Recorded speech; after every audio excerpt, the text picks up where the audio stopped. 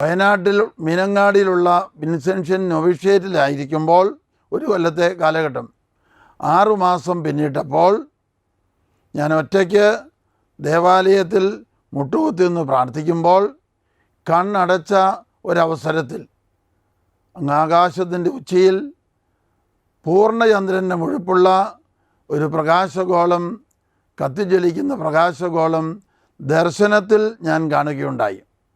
ആ പ്രകാശഗോളം താഴേക്ക് ഇറങ്ങി വരുന്നു. ഞാൻ കണ്ണടച്ചാണ് ആ ദർശനം കാണുന്നത്.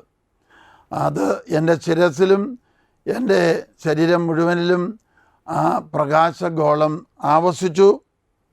15 മിനിറ്റ് നേരം സ്വർഗീയ പ്രകാശത്തിലും ദൈവസ്നേഹ അനുഭവത്തിലും ഞാൻ മുങ്ങിക്കുളിച്ചു എന്ന് വേണേൽ പറയാം. ഒരുപാട് ആന്തരിക സൗഖ്യം കിട്ടി, ഒരുപാട് ദൈവസ്നേഹാനുഭവം കിട്ടി, ഒരുപാട് ആത്മീയ ആനന്ദം കിട്ടി. എൻ്റെ ഏറ്റവും ആദ്യത്തെ ക്രൈസ്തവ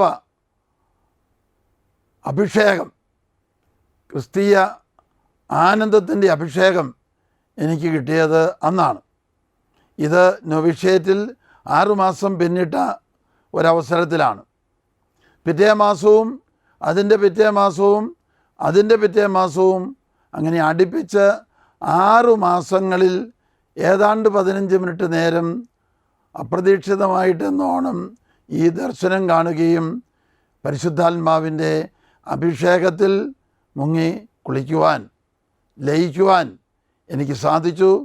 എൻ്റെ ജീവിതത്തിൽ പരിവർത്തനം വരുത്തി, ആന്തരിക സൗഖ്യം ലഭിച്ചു. ക്രിസ്തീയ ജീവിതം ആനന്ദകരമാണെന്ന് തിരിച്ചറിയാൻ എനിക്ക് കൃപ ലഭിച്ചു. പ്രാർത്ഥന സ്വാർത്ഥപരമായ എന്ന് വേണമെങ്കിൽ പറയാം. ഭൗതികമായ ലക്ഷ്യങ്ങൾ, പരീക്ഷയിൽ ജയിക്കണം, അതുപോലെയുള്ള ഭൗതികമായ കാര്യങ്ങളിൽ കേന്ദ്രീകരിച്ച കഴിഞ്ഞ നാളുകൾ എന്നേക്കുമായി പിന്നിട്ടുകൊണ്ട് പരിശുദ്ധാത്മാവ് നയിക്കുന്ന പ്രാർത്ഥനയിൽ പങ്കുചേരാൻ എനിക്ക് അവസരം കിട്ടി.